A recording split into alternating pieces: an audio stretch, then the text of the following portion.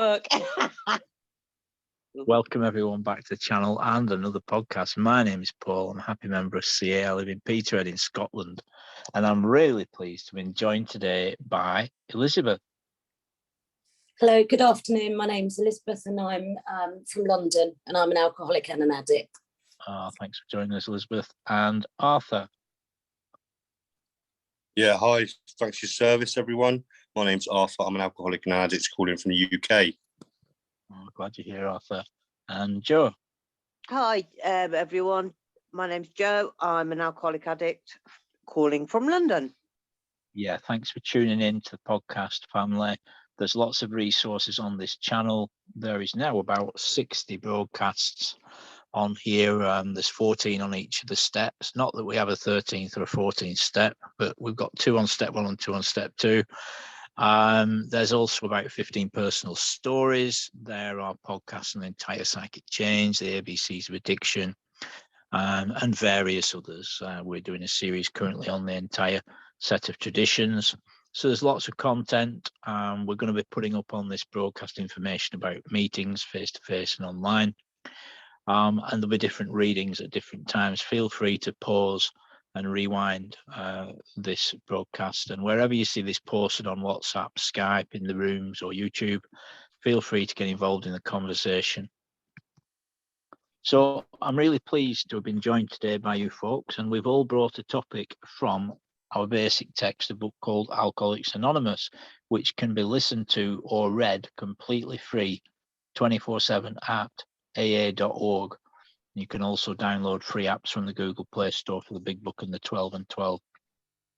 So without further ado, we've all brought a topic, and I'm just going to hand the floor over to you, Elizabeth.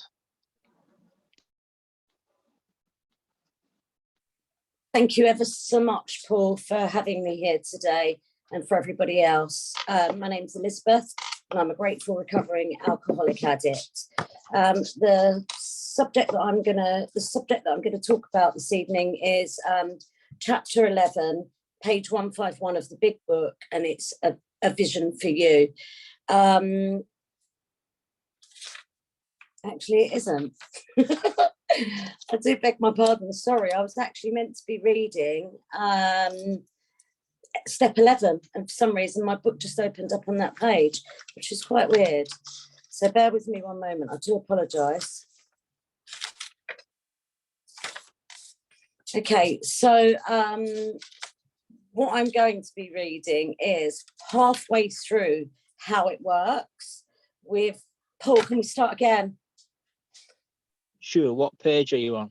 Do you know what? I'm really sorry. I was going to read out of the 12 and 12, and I didn't know whether or not we were allowed to. Yes, if you want to do that, that's fine. It's entirely up to you. That's all right. What page? I would like to do step 11, prayer and meditation from the 12 and 12. Yes. It'll take me a minute to get it up, to find it, but yes, you can do. Please. So you can just tell me. It's page 96. Page 96 of the 12 and 12. Right. Hold on a moment. I do apologise about that, guys. We'll get there in a moment. Hold on. My name's Elizabeth. I'm an addict, and my life is still unmanageable at times, so I do apologise.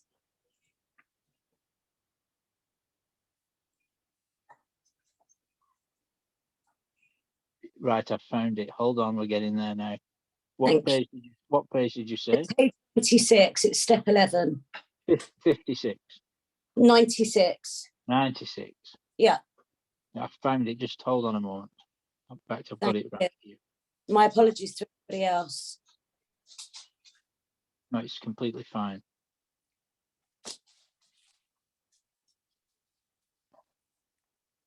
There. Fantastic. Thank you. So, step 11, we sought through prayer and meditation to improve our conscious contact with God as we understood him, praying only for the knowledge of his will for us and the power to carry that out. Prayer and meditation are our principal means of conscious contact with God. We AAs are active folk, enjoying the satisfactions of dealing with the realities of life, usually for the first time in our lives, and strenuously trying to help the next alcoholic who comes along. So it isn't surprising that we often tend to cite serious meditation and prayer as something not really necessary. To be sure, we feel it is something that might help us to meet an occasional emergency, but at first, many of us are apt to regard it as a somewhat mysterious skill of clergymen for which we may hope to get a second-hand benefit, or perhaps we don't even believe in these things at all. To certain newcomers and to those one-time agnostics who still cling to the AA group as their higher power, their claims for the power of prayer may, despite all the logic and experience and proof of it, still be unconvincing or quite objectionable. Those of us who once felt this way can certainly understand and sympathise. We well remember how something deep inside us kept rebelling against the idea of bowing down before any God. So I'm going to leave it there with the actual reading. There was me a moment. Thank you. So step 11 for me is something that I regard as being extremely important, along with every one of the steps in the big book. I've chosen to read it from the 12 and 12 just because I find it more easier to read, but it's the same message.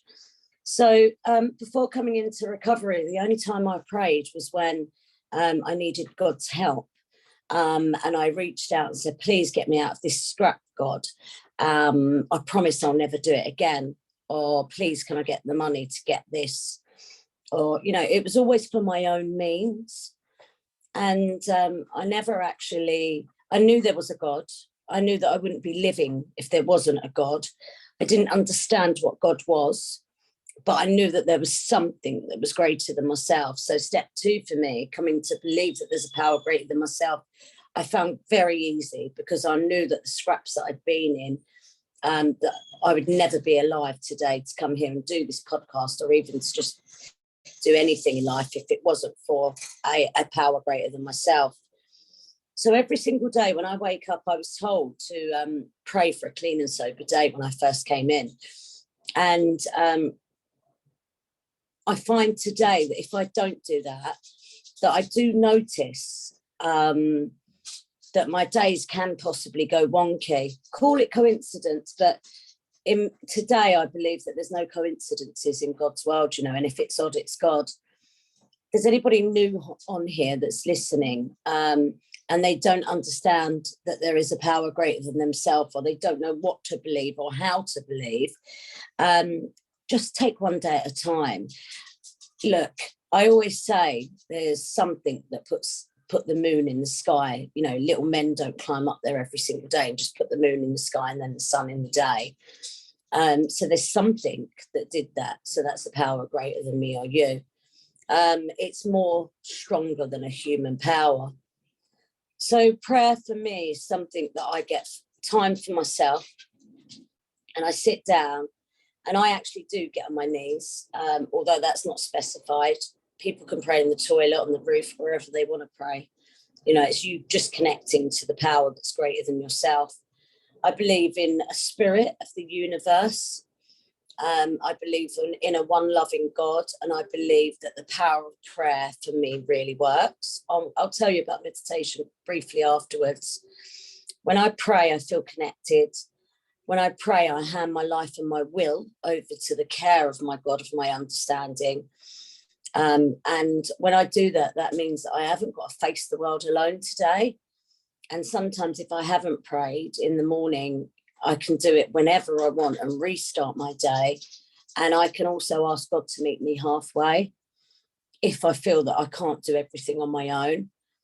I know that God isn't going to pay my bills, and I know that God isn't going to, you know, actually physically give me food, but I've never gone hungry, and I've never worked since the day I came into recovery because of my mental health and my addiction coupled together has made it impossible for me to work.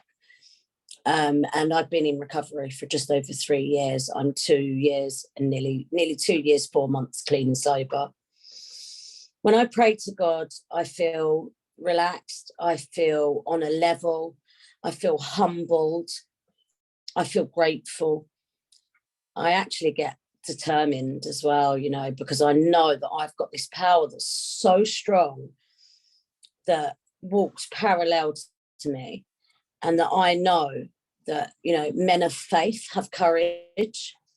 And for me, it's, as you know, with Cocaine Anonymous, it's hope, faith, and courage. Sorry, beg your pardon. Yeah, it's hope, faith, and courage. So as I walk with God by my side, I know that I have courage because I've got faith. And briefly, with regards to meditation, meditation is just concentrating on how I breathe. And, you know, when I lay there and I don't meditate in the morning, my house is very crazy in the mornings. I always meditate in the evening because I find it hard to sleep. And I find this washing machine head hard to switch off. So what I do is I get into my bed and I make it quite dark and I put on guided meditation. Guided meditation is someone telling me what to do, because if I'm left there with blank silence, I find it more difficult because my head just thinks about 100 different things at once. So I do guided meditation, and that allows me to think and listen to my breathing and the person that's talking, and enables me to be able to clear my mind. Thank you ever so much. Thank you. Thank you very much. That was great, Elizabeth. Thank you so much. Arthur, come on in. Yeah, hi. Thank you for sharing that with us, Elizabeth. That was really great. I totally agree with prayer and meditation. I use it a lot more than I was in recovery last year, and I really didn't practice meditation. I find it an absolute essential part of my recovery today, morning and night. And if I can do some in the day, I will. I find whenever I go for a meeting, or I'm going to do something like this, or share on a meeting, a bit of meditation, a bit of prayer and meditation before that, always works wonders. Yeah, it says here, we AAs are active folk enjoying the satisfactions of dealing with the realities of life. You know, life's going to happen. Today, with prayer and meditation and knowing that power is with me at all times, I can face life today. That's what I couldn't do. I couldn't do life, and that's why I used and drunk, you know.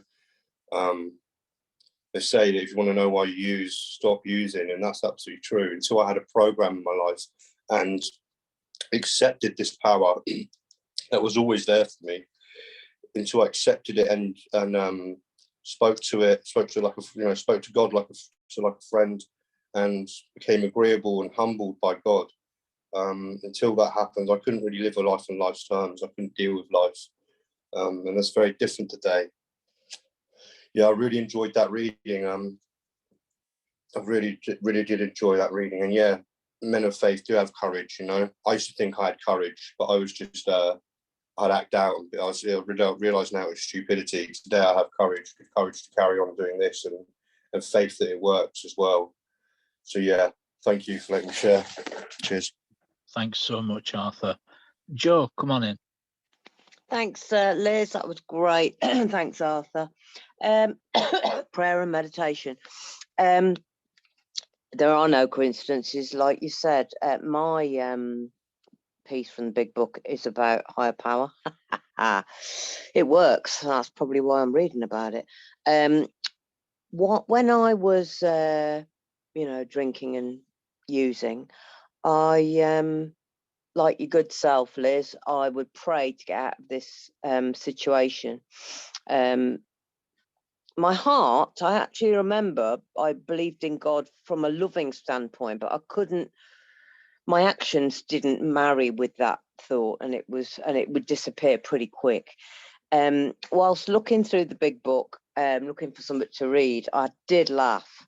I put something in the margin. It said, God is our higher power, not our servant. I love that.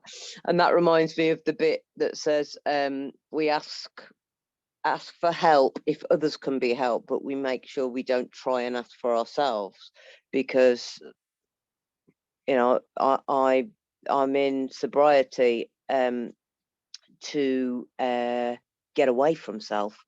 I like what both of you said about, you know, God being in my life. But what I found with the God bit, it was just, I tried so much comparative religion. I had a big banner, an invisible banner over my head all through my drinking and using, that would say, what am I here for? And who is God? And what is God? And all this kind of thing. I was always searching. And so when I came to AA and saw the word God, I thought, oh, for God's sake, I've tried that. Well, let's try it your way. Kicking and screaming, I came here, and I think the magic for me to find my higher power was going to meetings. So I was with people, that feeling of isolation that even a prayer to God on my own wouldn't seem to get rid of. By going to a meeting and hearing other people talk about how they drank and used, I would start to relax internally. And then I was able to hear. I've got a disease of perception and a disease of hearing. Sometimes I have to hear something in a meeting, 4 or 5 times before I hear it for the first time. Nothing's changed there. I've been sober and clean for 32 years in AA and NA. And this stuff really works. But so does my disease. And it clams up my thinking. It closes my ears, closes my eyes, and delusion is quickly replaced. So my only chance, the thing that has always helped me, I mean, I've gone through periods of not believing in God, and yet I know it works. That's how ego-driven and clamped shut my brain can be. I'm under no illusion about this disease. But hey, try telling me that on a bad day. That's why I need AA and the solution, getting on my knees. My disease is strong when my ego is strong. And all these steps enable me to bring down my ego, which in turn brings down my desire to use and drink. So how do I keep that up? By employing prayer and meditation on a daily basis. Let's get real, Joss. This is an honest program. I don't meditate on a daily basis. I don't. But when I do, I feel the benefit. I'm basically lazy. But prayer really works. I'll finish on this. I always wanted to know what was going to happen before I took the action. And God, just like any other thing, was one of those things. I don't believe in God. I've tried it and it didn't work. Yeah, well, you don't have to believe in God. Just try this. Now, if someone put a black bomber in, we're going back a bit now, a black bomber in my hand and said, this will get you flipping speeding into next week, I'd never tried a black bomber, but I'll try this. Bloody hell, it was brilliant. And that was my experience of it working. So your way of getting to God, which was experiential, through doing these steps with you, I then could not deny that there's a God. And these steps are not to make me good. They're just to alleviate a day at a time my disease that will start to control my thinking, my obsession to drink and use, and tell me not to stick around. But this is the best deal I've ever known. It's the only thing I've stuck with. And I don't have to believe in God for God to work. You don't have to understand how electricity works to turn the light on. I want results. I don't really need to know how things work. I just think I do. So this stuff really works. I haven't wanted to take a drink for many years or take a drug. And God, by bringing down my ego and turning over to a higher power, I alleviate it a day at a time. Thank you. Thank you so much, Joe. Great to hear you. Thanks for sharing. Great topic. We sought through prayer and meditation to improve our conscious contact with God as we understood him, praying only for the knowledge of his will for us and the power to carry it out. Yeah, like has just been shared, it's a wonderful thing to try and carry a message to others. I think that's the principle, and God helps us to carry a message and to try to practice these principles. And if we mess it up, we can start our day over and start afresh through prayer and conscious contact. You know, when I listen to you folks sharing, I have conscious contact. When I read the literature, I have conscious contact. You know, being restored to sanity is a very powerful thing. And, you know, I've just started working with 2 new chaps, and one of them said to me a few days ago, or he said he'd previously had a very strict sponsor and it didn't work out. He said, "Why are you sponsors so strict?" I said, "Well, do you have your consequences list there?" "Oh, yes," he said, "I've got it here. Are you looking at it?" He says, "Yes." I said, "Well, that's probably why. Right there, why sponsors are reasonably strict." "Oh, right." He said, "And tell me," he said, "what's the secret to sobriety?"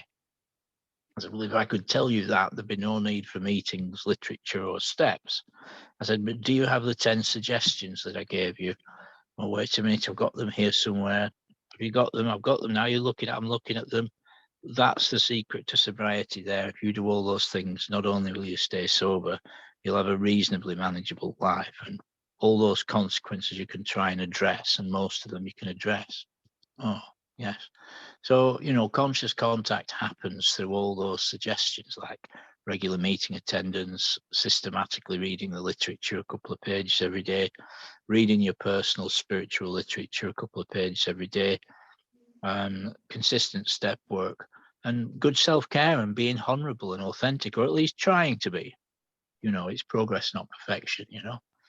And everyone that I've seen take those suggestions has stayed sober and been reasonably manageable so far, you know.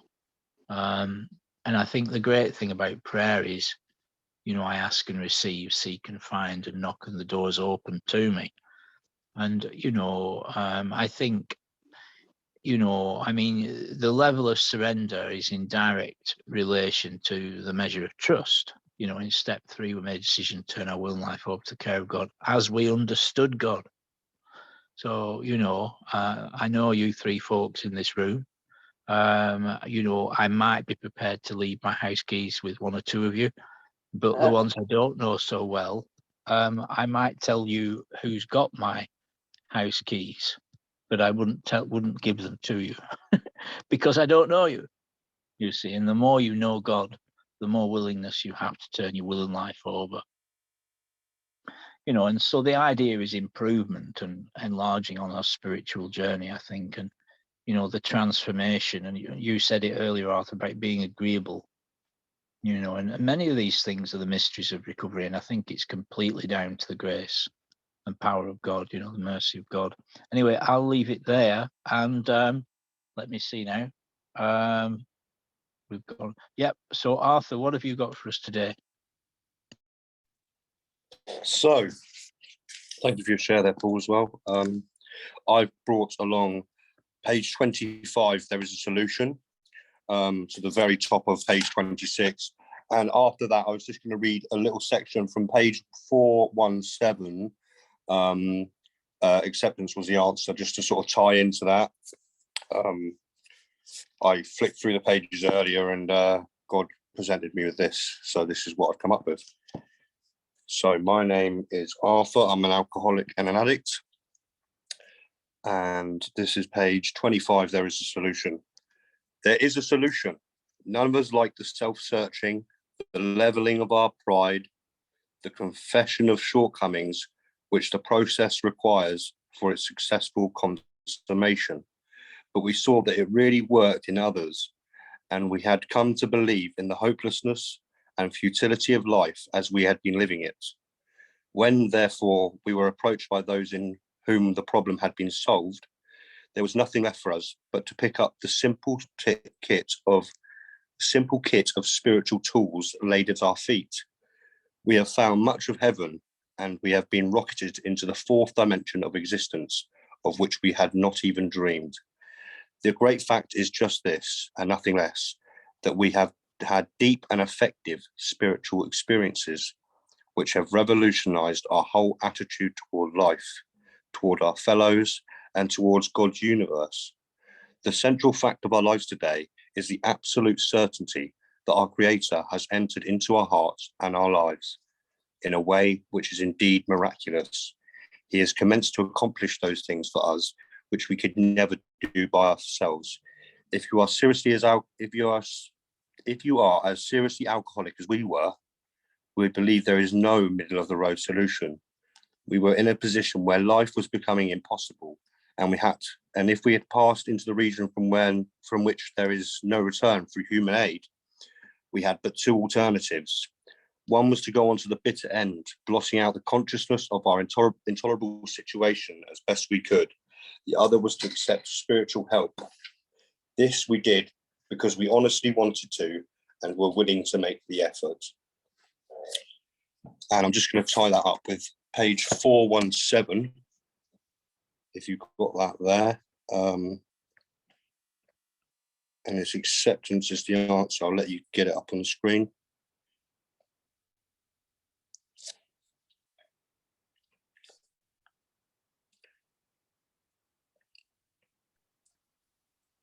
Sorry, was that my go? No, it's all right. I'm just going to get one second up. I'm just going to get this extra page done. Just waiting for it to come up. There we go. That's it. Okay. So when I stopped living in the problem, so this is page 147. When I stopped living in the problem and began living in the answer, the problem went away. From that moment on, I have not had a single compulsion to drink. And acceptance is the answer to all of my problems today. When I am disturbed, it is because I find some person, place, thing, or situation, some fact of my life unacceptable to me. And I can find no serenity until I accept that person, place, thing, or situation as being exactly the way it is supposed to be at this moment. Nothing, absolutely nothing, happens in God's world by mistake. Until I could accept my alcoholism, I could not stay sober. Unless I accept life completely on life terms, I cannot be happy. I need to concentrate not so much on what needs to be changed in the world as on what needs to be changed in me and my attitudes. So, yeah, that for me, like I say, my name's Arthur and I'm alcoholic. That for me, that happened this year. I tried recovery for 4 years, various fellowships, and I hadn't fully conceded. And also I hadn't given everything over to the program and everything over to my higher power, which I could choose to call God. There was some resistance in me still. This time round this year, when I came into recovery, I had a really bad time of my relapse. I had 10 months in carnage, and I was beaten into submission, as they say. And I knew the solution works. I could seen it in others over the years. And so I gave absolutely all to my program, and I accepted that I'm an alcoholic and an addict, and that this is the only answer for me, is to trust God, clean house, and help others. Today, life is very, very different, and accepting things as they are in God's universe, learning patience and humility, and being comfortable in my own skin is something I've never had before. Even in my 4 years of trying at various times to get sober, I never had any sort of, even close to this, any sort of comfortability, even close to what I feel now. Lack of power was my dilemma, and it truly was. And today I have granted power from God to remain clean and sober and help others. I just thought I'd read those because I love those readings, and I thought you guys might have some great stuff to share on that too. So yeah, I'll open it up for you guys. Thank you. That was brilliant. Thanks so much, Arthur. Good stuff. Joe, come on in. Thank you, Arthur. Wonderful. Yeah, the two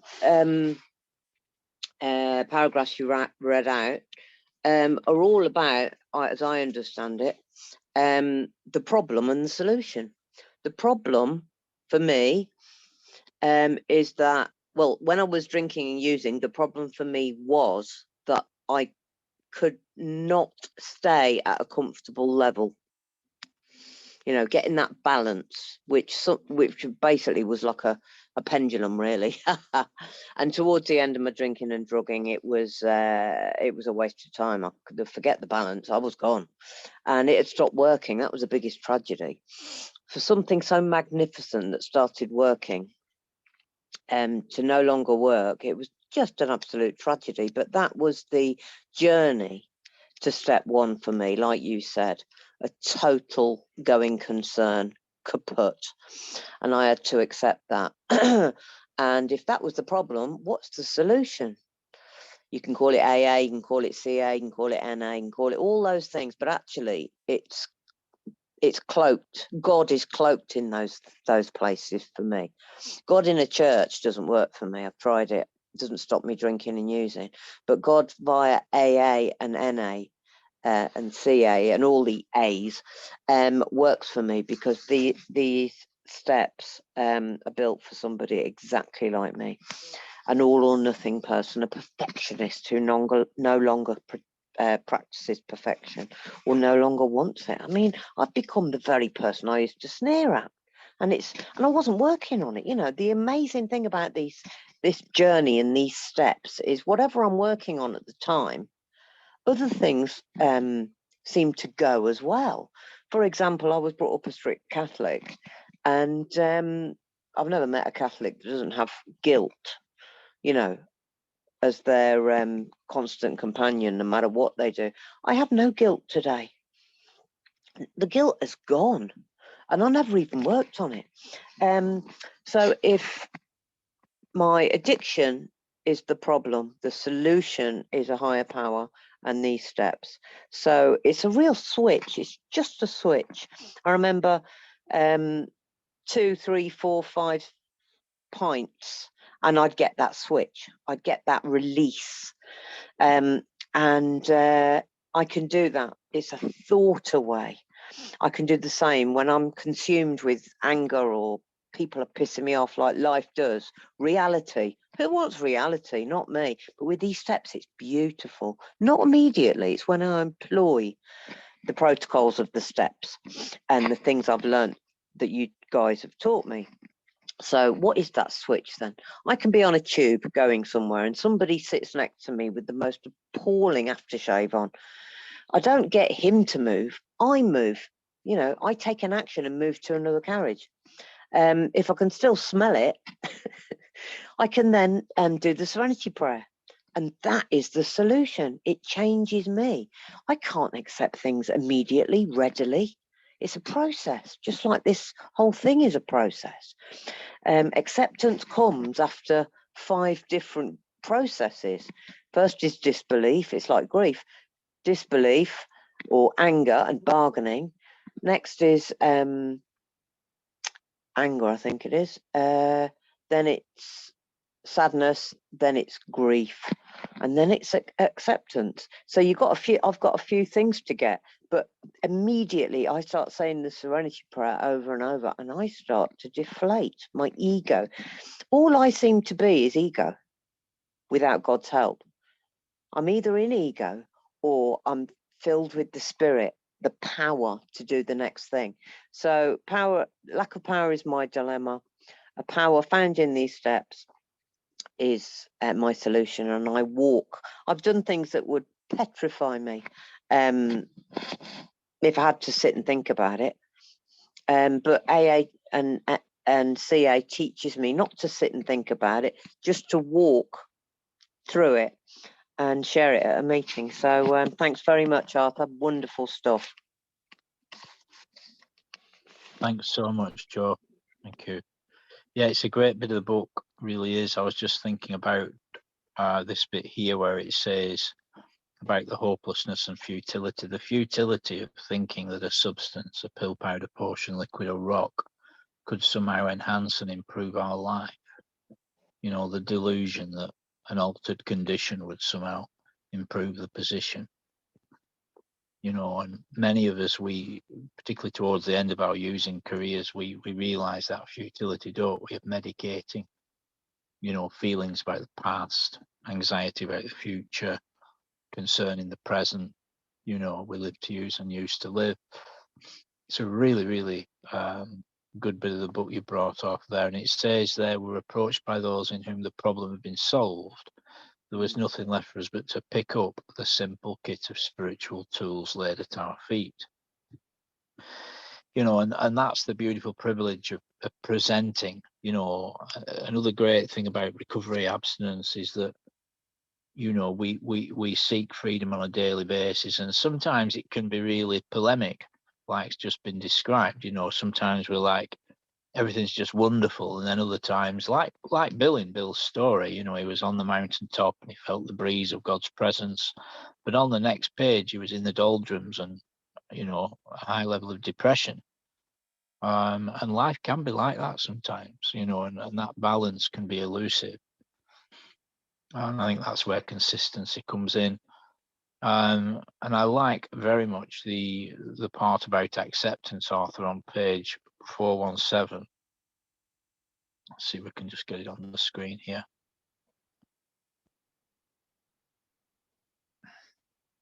There it is. So it's great to talk about acceptance, but I'm sure everyone listening knows that there's things crop up sometimes where we just don't feel too accepting about it. I had one such minor incident earlier today, and, you know, I think we can always see further with our eyes than we can go with our feet, and that's how we're designed.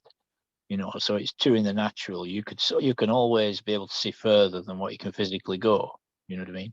And I think that's true in the spiritual. You know, we've got to keep our feet firmly on the ground, our head and hearts in God's presence. Oh, my screen's just gone wild. Hold on. Oh well. Sorry. Technology is wonderful. Hold on.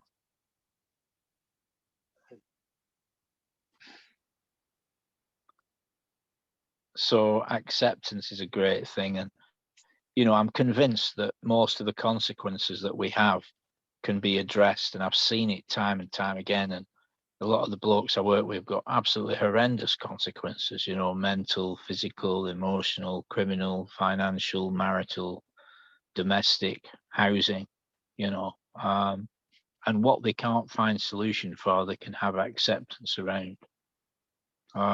Yeah, I think I'll just leave it there.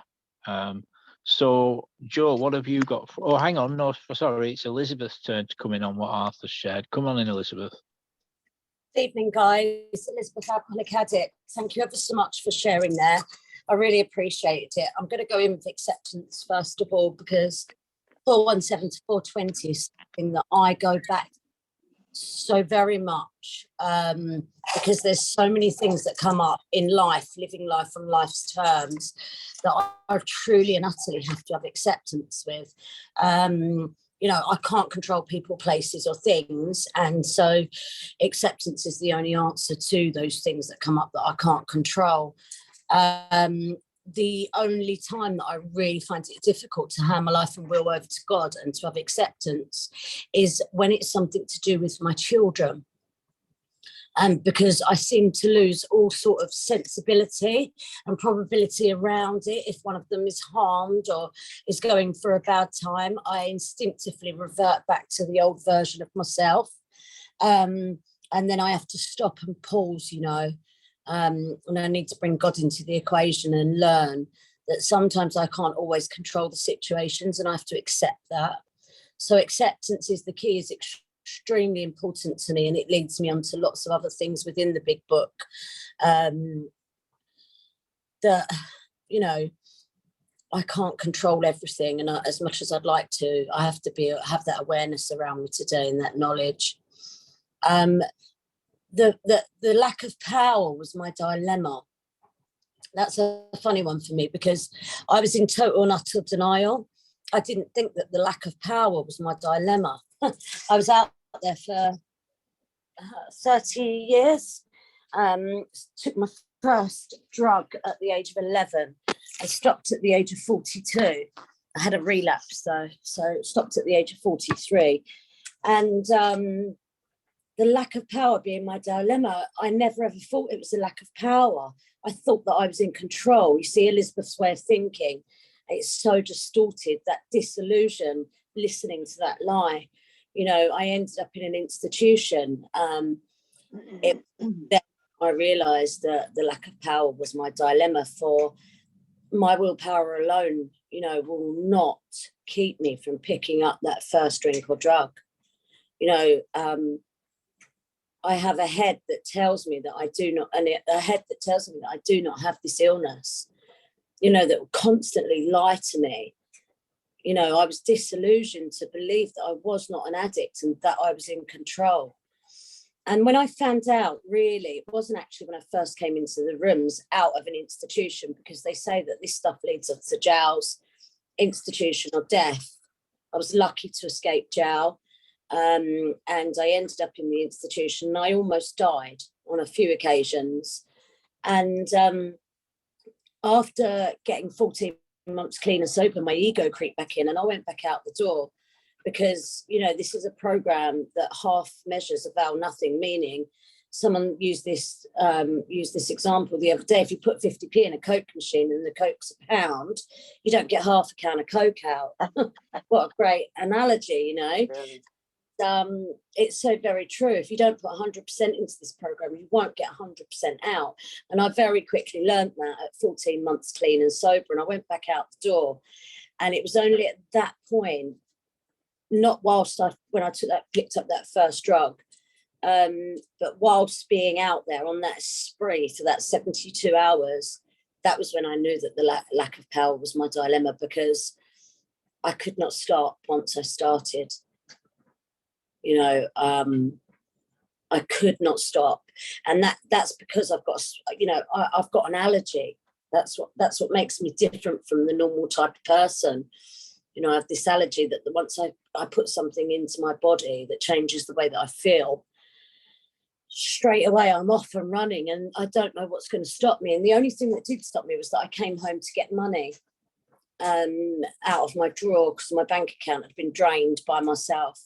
And when I came home, my son and my brother was here, and they took my power away by insisting that I stayed in the house, because at that time I'd lost all my own power, and I'd lost the common sense become uncommon sense, you know. And the only thing that I could do was admit defeat, because I still wanted to go back out that door, because the lack of power, I had no power. I was powerless, and I was hopeless, and I'm a hopeless addict. So I really love that chapter, Arthur. I really love that saying. And, you know, until we realise, you know, that the lack of power is our dilemma, we cannot accept that we are an addict of the hopeless kind. So they both really tie in powerfully, you know, because accepting that I was an addict of the hopeless kind, as described in the big book, was probably one of the biggest things I've ever done in my whole entire life. Still to this day, I definitely did not believe that I was an addict. Thank you ever so much. Thank you. Thanks so much, Elizabeth. Joe, what have you brought for us today?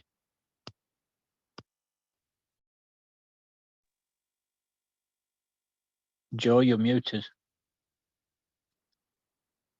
I do beg your pardon. I have brought along page 46. That was nice of me. Page 46 of the big book, second paragraph. It seems to be God again.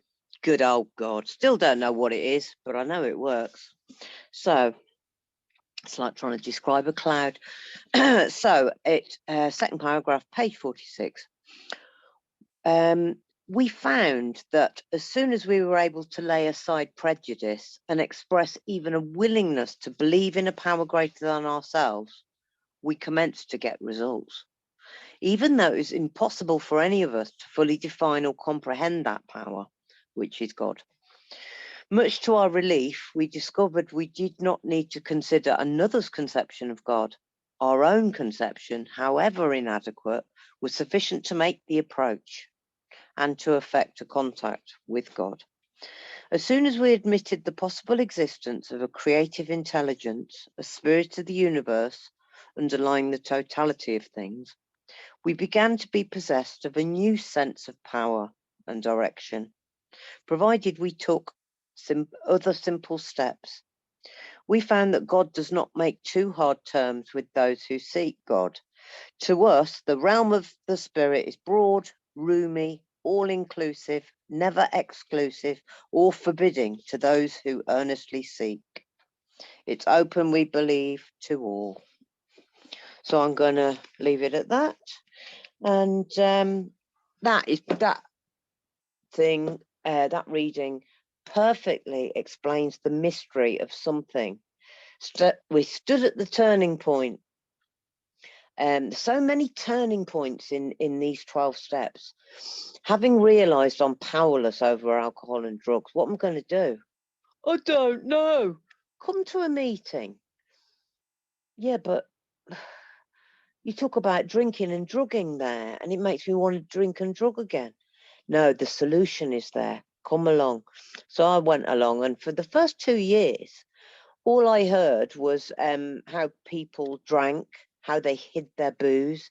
And I used to compare, thinking, God, I never thought of sticking a bottle in there. You know, you'd hear about the old women that would stick their vodka bottles in the washing machine because no one else was doing the washing except her. And I thought, that's brilliant. I thought I was a genius for sticking it in the cistern at work, the toilet cistern. Anyway, so I was relating to all the things that we used to do, but it took a series of unfortunate events for me to suddenly think, maybe I should do these steps too. And that was my process. It's a series of living and getting ego deflation, fear, and not understanding what you're talking about. And when somebody told me, when I asked them to sponsor me, to choose your own concept of God, I was really stuffed because I'd, read about so many different versions. I remember 5 years before I came into AA, I did transcendental meditation. I loved the science behind it. And, it really mellowed me out. Didn't stop me drinking, though. And it's because I now know it wasn't that God wasn't working. It was that I hadn't stopped drinking and I hadn't reached rock bottom, which then gave me the gift of step one. No one on God's green earth is going to do these 12 steps. Sorry, do the 11th, well, all of these steps without getting a rock bottom and knowing they have no power. That's the process to do the rest. And my ego had to be that deflated that I wanted death rather than find anything else. But I tried everything. Including stopping drinking, and I couldn't stay stopped, and I couldn't stay off the speed. Booze, we're all chemically different. Booze for me was like rocket fuel. Speed and rocket fuel, yum, yum, yum, yum, yum, yum, yum. I still remember it fondly, like an ex-boyfriend who was beautiful, but I've gone off the idea after all these years. But I never forget what it did to me, and I never forget what it did for me rather than what it did to me. And that's the delusion. So my standing at the turning point, and with your help, you can tell me what you did. Magic happens when I ask one other person for help. I tend to be the type, now let's get real, I am the type that likes to do everything myself, lone wolf. That's my type. Very happy to be single, very happy not to be tied to anything or anyone. Even my cats come and go as they please. Nothing sticks with me, but this program has. I don't know how or why, but I just know that it works. And I always laugh when it says, we're rocketed into the fourth dimension. If you asked Einstein would say the fourth dimension is time. I'm going, oh no, that's my kind of brain. Let's analyze the subplot. But AA keeps it simple, tells me to take an action that then enables me to take the next action, which gives me freedom, peace of mind.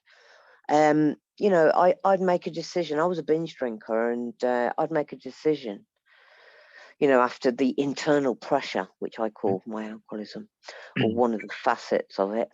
I'd make a decision to walk to the off license because the internal pressure was getting too much. Once I'd made that decision, the internal pressure seemed to go down because I knew I was heading towards a solution. And it's the same with these steps. Have I made a decision to turn my will and my life over? Yeah, we'll do it then. Yeah, but I don't feel any different. doesn't matter. You are leaving that front door, walking into the solution. You're going to a meeting today. Higher power is taking over, and God works through people. You know, a God nod or a coincidence, I can pray about something, and I get my answer through people. And that's for someone that does not normally mix. It's an amazing thing. So Thank you. That's I'll great. hand over to you. Yeah. Thank you very much. Yeah. It's a great bit of the book. Firstly, thanks so much. Yeah, the willingness, a little bit of willingness goes a long, long way. And someone shared earlier about mourning. I think mornings are very important to get clear. We're trying to get clear of our untreated alcoholism when we wake up. You know, alcoholism, I think, manifests through being fearful, defective, and oppressive. We can be accusative, you know, and we can sort of be attacking, you know, rather than in the solution and prayerful and start acting out, you know, and recovery is about acting in or opting in instead of opting out.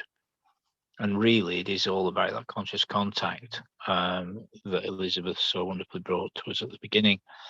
And, you know, I think it absolutely is about asking for power to be sober today, and who can we help? What can we do? You know, and willingness to have faith and trust is really, really important. And it was mentioned in the reading from the 12 and 12 about, for many persons, their faith and trust at the beginning is in the rooms, or rather in the persons in the rooms, you know, and that can work and does work for many, you know what I mean? And I've seen such persons after a few months come to realize that there's a higher power, there's a power greater, and that power is, of course, the creator. You know, but sometimes they can be quite hard work for a few months because they're telling us that we're all wrong. You're all wrong. You're all wrong. You can't be right. What are you talking about? All this stuff. 3 or 4 months later, you know, that God stuff. Yeah, I think it's God. We know. We've been telling you that for months. You know, but we're to try and love folk and be tolerant. And, you know, I think every group has its characters and stuff like that. But anyway, you know, I'll wrap it up with this. You know, how do you describe the taste of ice cream? You know, or a fluffy cloud, as you said, you know, and how does a brown cow eat green grass and produce white milk? You know, I mean, the creator is just the creator. You know, we can't see him, but through the eye of faith, we can see him, you know, and we can see him in each other.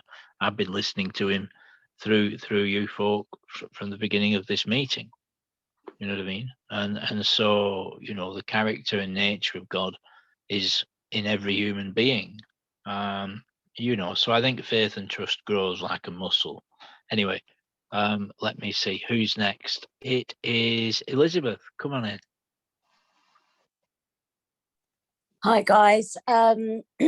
So coming to the creator and what he actually means to me would be, I knew that I was beaten to submission. I knew that I needed to believe that there was a power that was greater than myself. And I'd got brought up in the Christian church, and I found that when there was troubles at home, I felt a calling to go to the church because that felt like my safe place. And when I was in trouble, I used to pray to a God that I didn't know or understand. So handing my life and my will over to my creator, actually in the beginning felt like an easy thing to do. And it actually felt a bit like a cop-out, because it was like, well, not all down to me today, I can hand it over, you know. And it, you know, it's quite bizarre to even think like that, but that was how I thought. Today, I believe in God to be a spirit of the universe. As I said earlier on when I was talking about coming to believe in stuff. And, you know, I believed that I needed a power, but I believe that a power brought me to the power, if you can understand that, because I had no more power in my right toe than I did in any part of my body. I was completely and utterly beat, you know. I'd sat in my own bed, in my own head, in my own house, thinking about the same thing, doing the same thing over and over and over and getting the same result. hoping that this would be, not even realizing that I was an addict, but hoping that this would be the last time, and not realizing, obviously, that I'd lost the power of choice and I was a hopeless addict. So when I came into recovery, it was on the back of an overdose, and they spent 10 hours trying to save my life. And when I took the overdose, because I felt so worthless, I had a crucifix in my hand, and I prayed to the God that I didn't understand, to please forgive me for committing the ultimate sin of trying to take my own life. But it was just that I didn't feel worthy for the world anymore. And when they spent 10 hours trying to save my life, I apparently held on to that crucifix. And when I woke up and I was in the mental institute, I remember the first thing that I can remember was having that crucifix in my hand. For me, that shows me that I had God guiding me, and taking care of me, and walking with me and protecting me. The Holy Spirit was protecting me. I know that I've got a disease that puts me into a spiritual malady, which is a spiritual illness, which means I'm spiritually sick.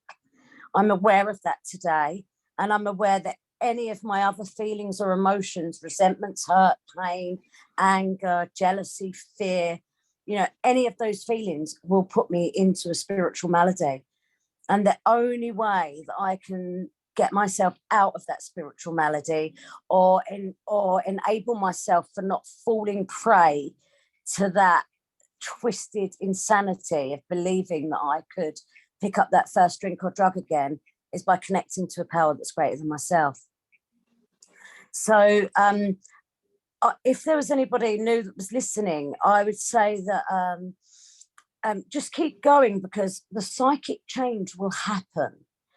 It's nothing that you can make happen. It just happens. And as you go along and you go through these beautiful steps, AA brought me to God, and God brought me to AA. And I believe that the more longer that I'm in, the closer I get to my creator. And I believe that the more knowledge and wisdom I get around meditation and prayer and connecting to that power that's greater than myself, the more closer I am to my creator, and the more further away I am from picking up that drink or drug. And I need to believe in a power greater than myself, or else I'll go to the bitter end with all that terror and pain and misery. And today, the life that I have, with just going to bed and sleeping, and having that freedom from within, and no longer being a prisoner to my addiction, that is living a life beyond my wildest dreams. So thank you ever so much. Thanks, guys. That's great. Thank you. Arthur. All for your shares. It's been great to hear you today, and I've loved the analogies as well. This part, it says, much to our relief, we discovered we did not need to consider another conception of God. Our own conception, however inadequate, was sufficient to make the approach and to effect a contact with him.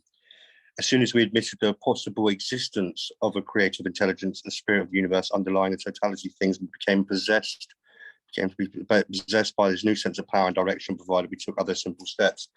I've loved the analogies in today's podcast, and it's like Wi-Fi. I don't need to know how it works.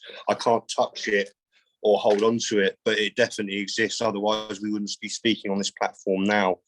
I just need to know it works. And once I hand myself over to this program, hand myself over to God, turn my will and my life over to them, things seem to change. And it's funny that, isn't it? When I'm running the show, things don't go so well, but when I just pass it over to God, my understanding, and know that it works in other people, so it will work for me. And I've loved the another analogy of people saying about ice cream and stuff. And I heard a great one once about mango. If you imagine you hadn't eaten a mango before, and someone's trying to describe the taste of mango for you. Well, that's what these steps are like. I don't know exactly what the steps will be like until I go through them. And so for any newcomers, you won't know what a spiritual experience is like, or what the steps are like until you go through them, and what have you got to lose? What have you got to lose? That's what I thought. What have I got to lose? I've lost everything, so I haven't got anything left to lose, you know. And when I made the decision to turn my will and my life over and do this program to the best of my ability, everything's changed for me. Yeah, I'll leave it there. Thank you. Brilliant. Thanks, Arthur. So we're coming towards the end of the podcast. I just want to bring a topic that I had just briefly. We could keep the shares to around 2 minutes tops. That would be great. Now I'll attempt to do that. So page 30 is the first bit of more about alcoholism. Wait a minute. There it is. Right. So it's this bit here where it says, the second paragraph, we learned that we had to fully concede to our innermost selves that we're alcoholics. You know, and in the meetings, we identify as alcoholic addicts. You know, even though we haven't used drink and drugs for a period of time, we still identify as alcoholics or addicts, or some of us identify as members of AA or CA or NA. The idea is the power of identification, and the point of gathering is the principle of identification that we used to use. Today we don't. You know, we've found a way out. Let's share about it. Maybe my experience can help you, and maybe your experience can help me. You know, and we have that identification of the problem and identification in the solution. But it's principally that I just want to bring to the group. We have to fully concede to ourselves that we're alcoholic addicts, that one is too many and 1,000 was never enough. You know, that we have a mind that sometimes tells us it'll just be one. But when you take that one, the body says, there's no way you're just having one. You better get on that phone and organise some more, right? Oh, you've no money. Well, you better organise some money to get some more. Because the physical craving, once we've taken one, is almost as strong as the mental craving, you see. And so the mind says it'll just be one. The body says it will never be one. You just keep on keeping on. That first one wants another one. You know, that drink wants a drink. You have a drink, and then that drink wants a drink, and then the drink takes you, you see. And so, you know, always at the bottom of the bottle, the can or the glass was the powder, you know. And so we've got to realize that there's a problem there, the problem of alcoholism, and that's the subject we discuss. We do talk about the Creator, we talk about God a lot, but what our subject is alcoholism and sobriety. And I need to understand my alcoholism, you know, and when I understand that in the measure I do, then I've discovered that it often helps me to have a measure of understanding about other folks' alcoholism, you know, and that delusion needs to be smashed. And that's what it talks about there. We don't regain the ability to control our drinking and using. You know, that doesn't happen. And so we have to stay clear and transparent and authentic about our alcoholism and the consequences thereof, you know, because it leads to pitiful and incomprehensible demoralization. It's a progressive illness, you know, and as has been shared, once we stop, I love what you said, Arthur, at the beginning, mate. You said about it's not until you quit using that you find out why you used, you know, and it's feelings, it's life, it's experience, it's circumstances, it's how I feel about being with folk or without folk, being with myself, being in my own skin, you know, the mystery of contentment. It's been a really powerful meeting podcast. So I just want to hand it over to, let me see, Elizabeth. Come on in. Hi, guys.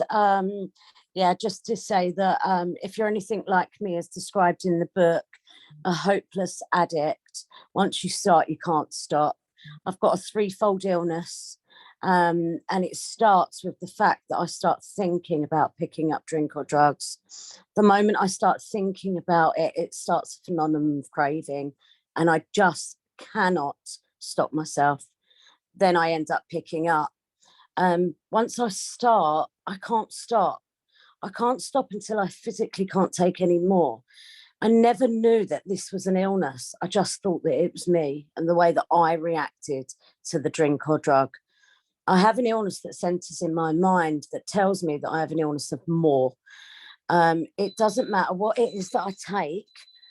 Sorry, 1 second, sorry. It doesn't matter what I take. you know, it's the fact that it changes the way that I feel, because I have a head that overthinks, and you know, this illness, it centers in my mind. And when I take drink or drugs, before they became a problem, they were my solution. I enjoyed them and I loved them. I love the effects produced by drink and drugs. I love the way that it made me see life, and I love the way that it made me feel. And I propose that a lot of alcoholic addicts would tell you the same thing, until I was using against my own will without even realizing it. So yeah, an alcoholic and an addict is a very, very sad person when they've lost the power of choice. An alcoholic or an addict that sits in the solution, that goes through the 12 steps of recovery and walks with a God conscience on a daily basis, is a truly happy soul. I'll leave it there. Thank you. Thank you so much, Elizabeth. Come on in, Arthur.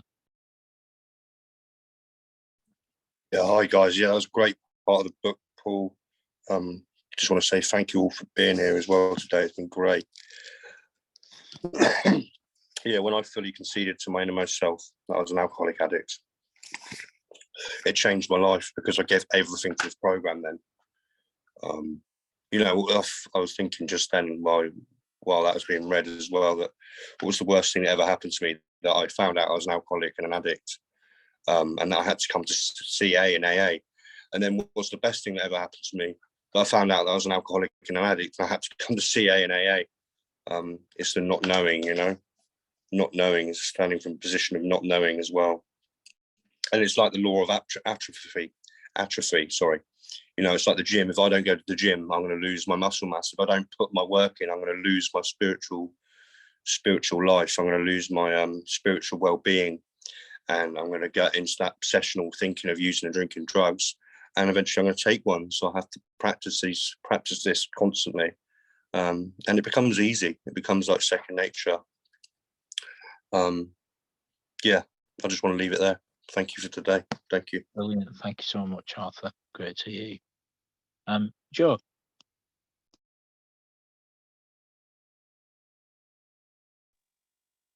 You're muted.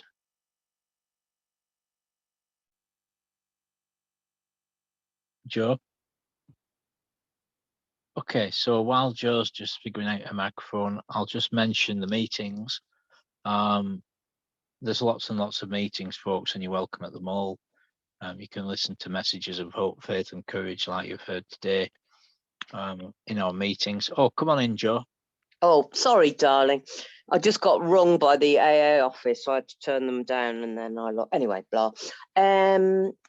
What on earth was I talking about? Oh, yeah. I really just wanted to impress upon people that this is a process. I don't suddenly believe in something, and I don't suddenly, you know, it's a process. If you don't believe in God, great. Turn up at the meeting anyway. Take the action anyway. Do it.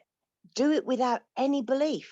Do it without believing in anything or even thinking it's not going to work. You're going to get the results I got. I don't have to love electricity or understand it. Just turn the light on. So great meeting. Thank you so much. And I'm just glad that my near-death experience was such a near-death experience that my life changed. That's what most of us experience. Dark night of the soul, had loads of them. Eventually it changed by coming into the fellowship of AA and CA. Thanks, guys. Good stuff, Joe. Thanks so much. And, you know, I trust that you'll all come back on the channel in the very near future and we can do this again. Why not? Absolutely. And look, there's lots of meetings, family. If you're listening to this and you're still, I won't say struggling with drugs, because I didn't particularly struggle with them. That was the problem. But if you have, you know, I did struggle somewhat stopping, and then a lot of folks say that they struggled staying clean. You know, it was something of a joy as long as I took certain suggestions and did certain things and didn't do other things, and associated with folks in recovery and got clear of folks that still had a pocket full of drugs. I managed to stay clean with these simple suggestions that have been mentioned. So there's lots and lots of meetings where you can listen to lots and lots of shares and the thousands of perspectives on all these wonderful principles we've been discussing today. So on the screen is a meetings list. There are lots and lots of meetings. In my experience, you hear the voice of God in them all. These are just some of them. The ones in blue are on every single day. So by all means, pause this video, write down some of these meeting IDs. Some of the meetings have passcodes, some don't. There is lots and lots of meetings. So without further ado, it gives me my great pleasure to say, Elizabeth, thank you so much. Great to hear you today. Thank you so much for having me. Thank you. God bless. Brilliant. And Arthur. Yes, thank you, Paul, and thank you all of you for coming and sharing. It's been a great podcast, and anyone listening, I hope you get on and have a spiritual experience and change your life. Thank you. Epic. Thanks, Arthur. And Joe, thank you so much for your time today. It's been great. Thank you. Thank you. Thoroughly enjoyed it. God bless everyone. Okay, family, stay strong, stay safe. Yeah, thanks so much for tuning in today. We'll be back soon with another broadcast.